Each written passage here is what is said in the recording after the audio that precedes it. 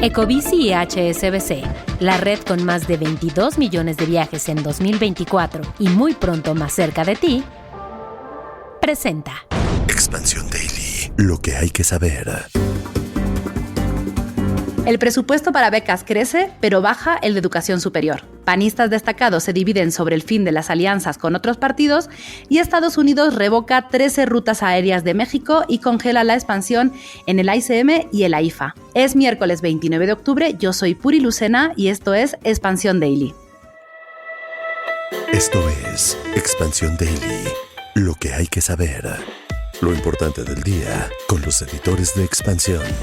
Expansión Daily, lo que hay que saber. Bienvenidos. Bienvenidas y bienvenidos a un episodio más de Expansión Daily. Suscríbanse a este podcast para que no se pierdan ninguno de nuestros episodios. Hoy está conmigo Ari Ortega, coeditora de Expansión Política. Hola Ari, ¿cómo estás? Hola Puri, ¿cómo estás? Muy contenta yo de estar aquí con ustedes y que me hayas invitado a compartir micrófono contigo. No, yo estoy más que contenta.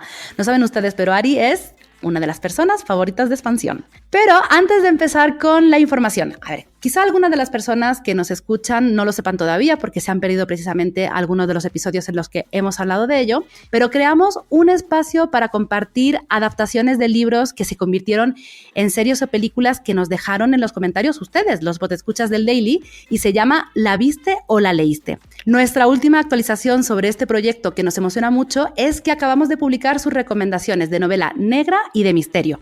Yo también me uní y recomendé Perdida, el libro de Gillian Flynn, una gran novela que tiene una adaptación muy buena dirigida por David Fincher, pero también tenemos otras recomendaciones como La chica del dragón tatuado, así que chequen la lista en la liga que les vamos a dejar en la descripción y díganos qué otro título agregarían ustedes.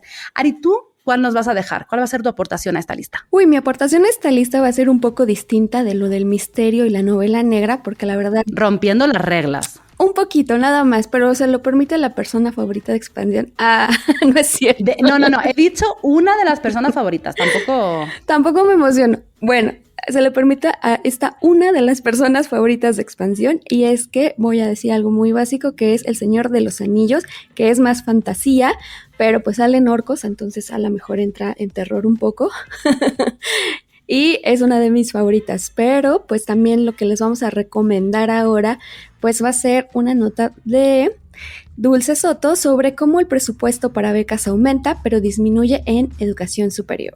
Así es, entramos ya directamente a la información y a la información política, porque el presupuesto en educación para 2026 va a ser de 1.2 billones con B de pesos, esto es 3% más que el de este año, pero el aumento no es para todos los niveles, Ari. No, Puri, lamentablemente un análisis del paquete económico 2026 que hizo el IMCO sobre estos recursos destinados a la educación nos muestran que pues la educación básica va a salir ganando con este aumento presupuestal, pero va a tener repercusiones tanto en medio superior como en nivel superior, ¿no?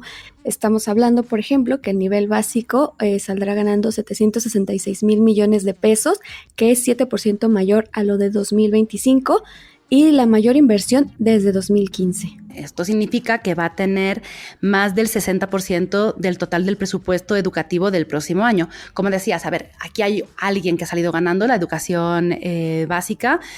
Esto es también fundamental porque evidentemente siembra o sienta las bases, ¿no?, de lo que va a seguir creciendo hacia el futuro. Necesitamos esta parte de niños y niñas bien formados, pero claro, como decíamos, ¿no?, el pero de esta situación es que al final 1 de cada 5 pesos va a ser para pues, el programa de becas Rita Cetina, que a partir del año que viene va a funcionar de manera universal para todos los estudiantes de primaria. Así que el apoyo se va a entregar a cerca de 10 millones de hogares frente al casi 4 millones, 3.7 millones que lo recibían este año. Este tema de las becas universales siempre levanta también pues un poco de controversia, ¿no? Porque al final sí una beca es para impulsar o para garantizar que los niños y las niñas de las familias con menores recursos económicos no abandonen los estudios, ¿no? Al incrementar este presupuesto para becas, para hacerlas universal, eso también se diluye un poco, ¿no? Aquí hay varias posturas sobre este tema de la universalidad de las becas. En este caso, el gobierno ha optado por hacerlo universal el año que viene y eso va a afectar al presupuesto que va a tener la media y superior. Claro, digo, yo no estoy así rechazando las becas totalmente, digo, son buenas, pero también digo, por ejemplo, el medio superior que va a tener un recorte de 3% y es un sector donde hay mayor deserción escolar, donde a lo mejor aquí se requerirían más becas y se están destinando solamente a una parte. Yo creo que ahí es donde hay que analizar un poquito más y equilibrar la balanza de a dónde se va el presupuesto y enfocarlo bien a donde realmente se va a necesitar, ¿no? Donde se necesita más el recurso. Sí, la verdad que aquí, claro, aquí hay un tema, ¿no? Y es que en rubros como la educación o la sanidad siempre va a ser insuficiente, siempre nos va a parecer que hace falta más recursos. Veremos cómo va avanzando el tema, cómo se va midiendo también estos resultados en educación media y superior. Como decíamos, la superior también va a tener esta reducción del 4% respecto a lo recibido este año. Eso va a suponer que grandes universidades públicas como la UNAM, el POLI o la UAM tengan recortes presupuestales de entre el 2 y el 8%. También las universidades estatales van a recibir 7% menos, pero donde sí se ha duplicado el gasto es en la Universidad Rosario Castellanos, creada en 2019 por la presidenta Claudia Sheinbaum, cuando era jefa de gobierno de la Ciudad de México. Ya para ir terminando, solamente un último dato que les dejamos a nuestros podescuchas sobre el tema educativo es, a ver, el gasto educativo para el siguiente año va a ser el equivalente al 4% del PIB, esto es por debajo del 5% de promedio en los países de la OCDE y bastante lejos del umbral del 8% del PIB que debe destinar el Estado para garantizar el acceso a este derecho según la Ley General de Educación. O sea, ya no nos estamos comparando con los países de la OCDE, con los países de la Unión Europea, con Estados Unidos. Esto es lo que está marcando la ley, ¿no? Es lo que está marcando la ley. Bien decías tú, en salud y en educación nunca va a ser suficiente. Solamente que necesitamos más recursos. Más recursos y también siguiendo en la siguiente nota, que estamos muy políticas hoy. A ver, nuestros podescuchas lo saben porque lo han escuchado en el Daily, seguramente también lo han leído en expansión.mx, seguramente lo han visto también en las paredes de las ciudades en las que viven. Pero a ver, el Partido Acción Nacional, el PAN, ya está preparando su camino hacia 2027 después de perder más de 5 millones de votos en las pasadas elecciones presidenciales después de aquella debacle.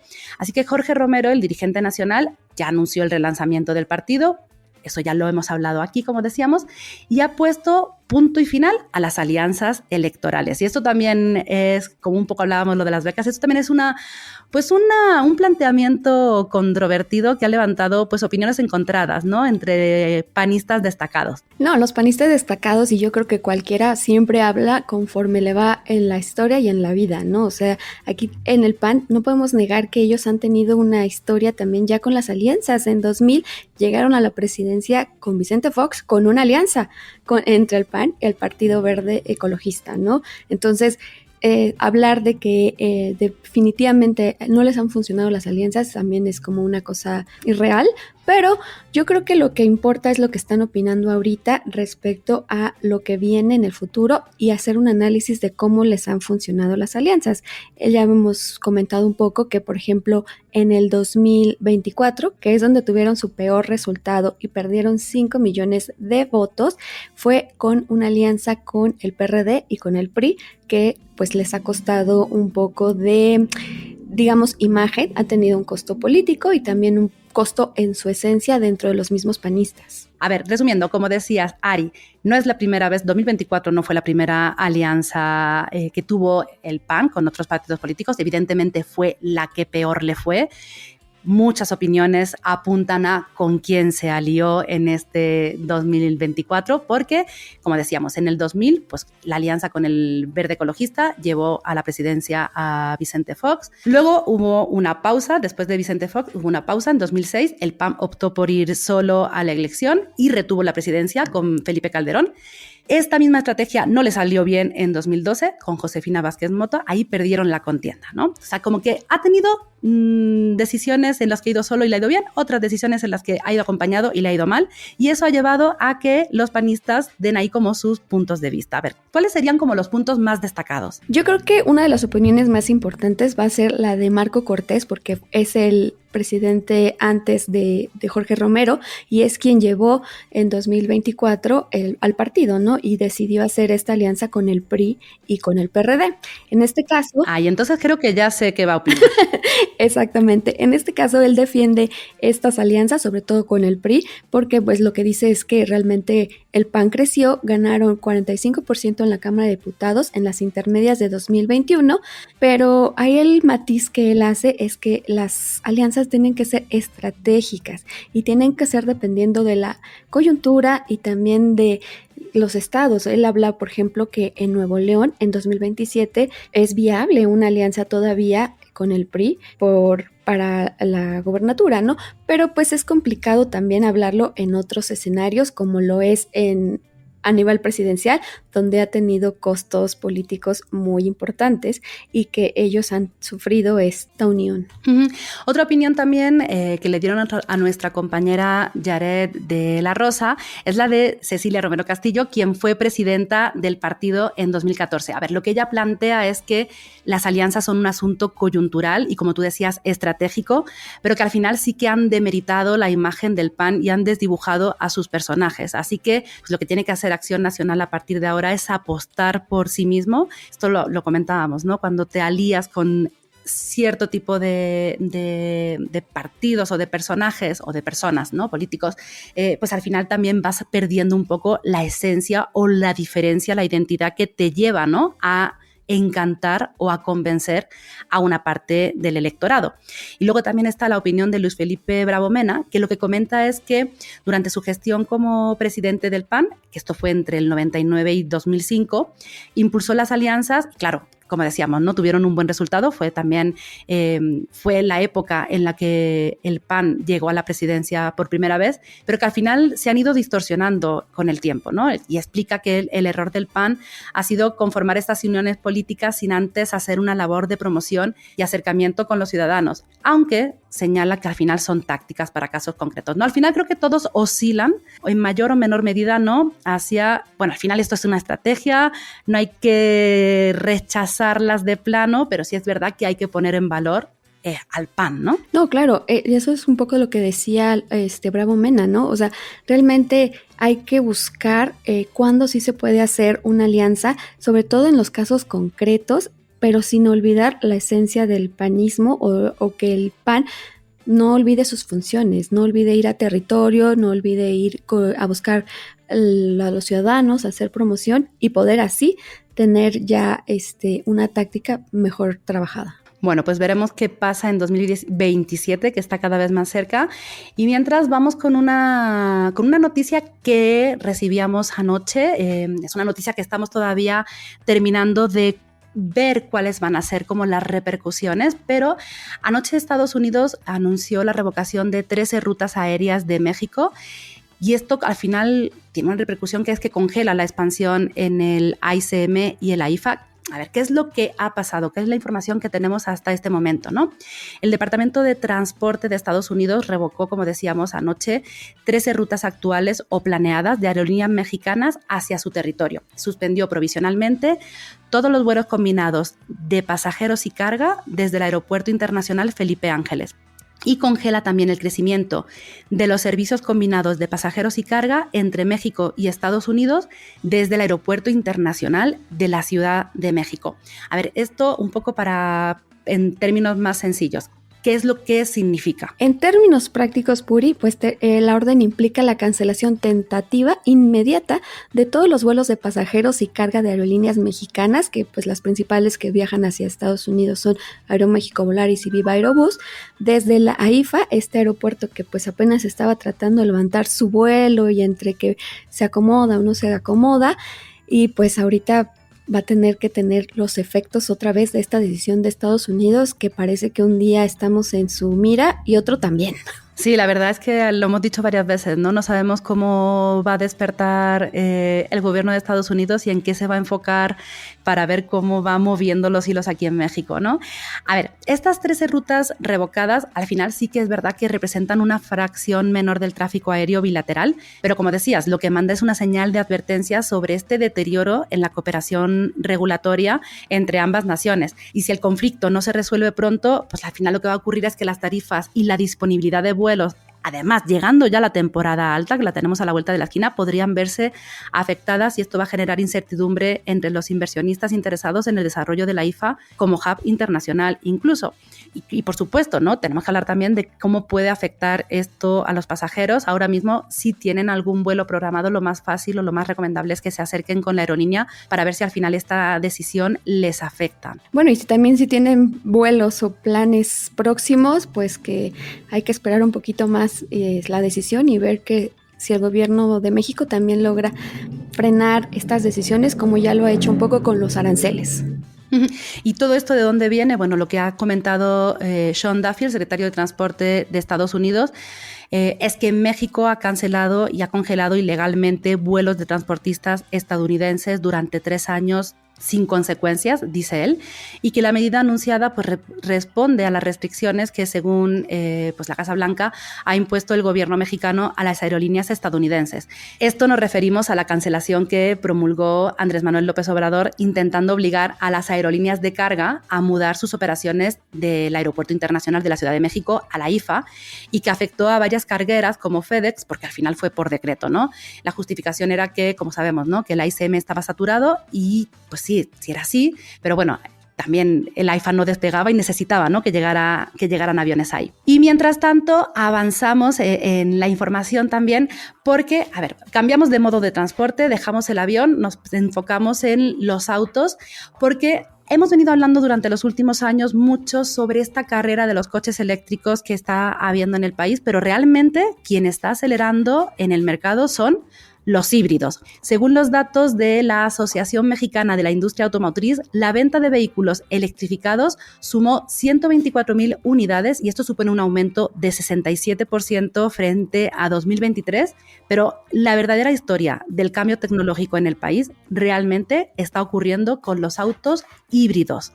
En este mismo periodo, las ventas de estos vehículos representaron 74% de estas 124,000 unidades. Y aunque este modo de transporte también está creciendo, pues la verdad es que todavía vamos un poquito atrás con otros países como Noruega, Reino Unido y China, donde ya representan casi la mitad de las ventas totales. En México apenas vamos como en el 1.4%. Esto es por algunas de las condiciones que hemos visto en el país, que todavía tenemos algunas fallas estructurales. Por ejemplo, todavía tenemos limitadas las estaciones de carga o las legislaciones para poder tener un mercado más abierto y más próspero. Sí, a ver, ¿qué ocurre, no? Como decías, un tema, este es un problema multifactorial, un tema es el tema de las estaciones de carga, otro es que, a ver, en la regulación no hay una definición clara de cuál es el vehículo que debe tener como el beneficio, ¿no? O más bien, hay una definición muy amplia y eso supone que pues hay una distorsión en la política pública que define como vehículo ecológico, pero no da más razón.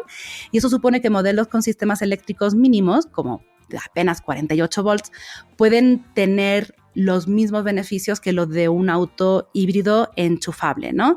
Y además también hay un tema, y es que la regulación mexicana pues no es tan exigente en cuanto al tema de eléctricos como podrían ser estos países que tú mencionabas al principio, y esto al final también puede tener una consecuencia, y es que las automotrices se enfoquen en llevar las últimas innovaciones a los países que están más avanzados y aquí al final nos acabemos quedando con una tecnología un poco más obsoleta, como ya hemos visto, ¿no? Cuando veíamos pues, coches sin ABS o sin bolsas de aire, pues sencillamente porque la ley aquí no lo exigía. Exactamente, pero yo creo que también hay otro punto, Puri, que es el del presupuesto. Digo, hay alrededor de 150 modelos que podemos optar, 100 eléctricos y 50 modelos híbridos, pero los presupuestos o los costos que están arriba de los 500,000 pesos. Entonces, yo creo que esto hace un poco inalcanzable para algunos ciudadanos pues optar por esta vía que está siendo mayor utilizada en otros países.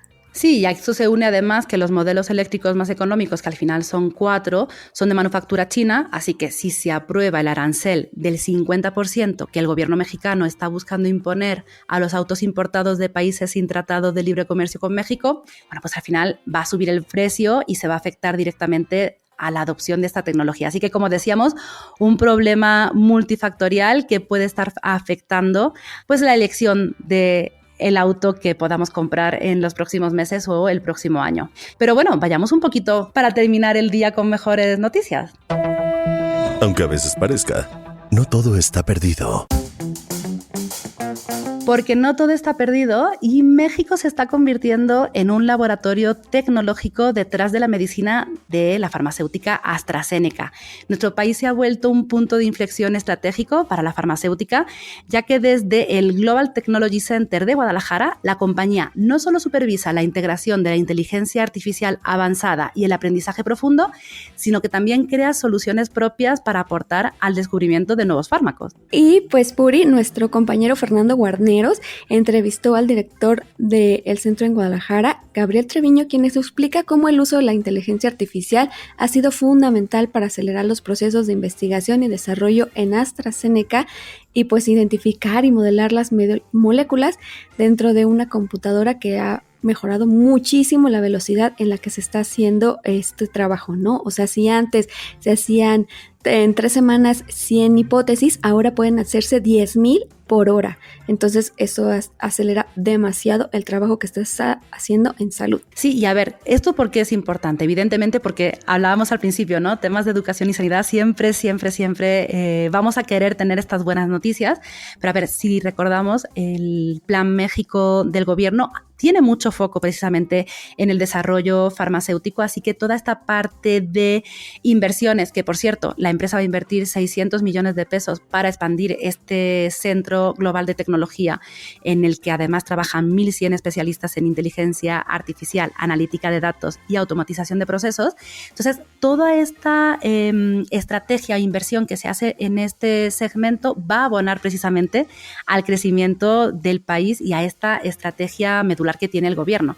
Además, decir que México está participando ya actualmente en prácticamente el 25% de los proyectos globales que tiene la farmacéutica con foco en enfermedades, pues que aquí tienen mucha incidencia, ¿no? Como las crónicas, el cáncer, las cardiovasculares. Entonces, realmente todo esto que vemos de avances tecnológicos acaba repercutiendo en nuestra salud. No, además es súper emocionante cómo este centro también está haciendo de mucha innovación para las consultas. Ahorita desarrolló un asistente de ventas basado en inteligencia artificial para optimizar la labor del personal en campo. Entonces, ahora ya toda la documentación necesaria para asistir a una reunión con un médico, pues antes se requería entre 40 a 45 minutos y ahorita pues ya también se está reduciendo el tiempo y pues que Guadalajara y AstraZeneca esté haciendo esto ahorita en un territorio mexicano, yo creo que es una de las mejores noticias con las que podemos cerrar un daily. Pues mira, nada más que decir, con esto vamos a cerrar el día, con esto nos quedamos, con esta buena noticia. Ari, muchas gracias por acompañarnos hoy, espero que no sea la última vez que nos toque compartir micrófonos. Me encantó compartir el micrófono contigo, Puri, y aquí estamos para cuando se necesite y pues que también los podescuchas tengan un muy buen día. Pues que tengan muy buen día, recuerden que toda la información sobre estos y otros temas están disponibles en expansión.mx, leemos sus comentarios en las redes sociales de Expansión, recuerden @expansión MX y también les pedimos que nos cuenten, ¿ya leyeron alguno de los libros que están en nuestra lista de la viste o la leíste? Cuéntenos qué es lo que han podido descubrir gracias a las recomendaciones de otros podescuchas y aquí les esperamos mañana para contarles mucha más información. Hasta mañana.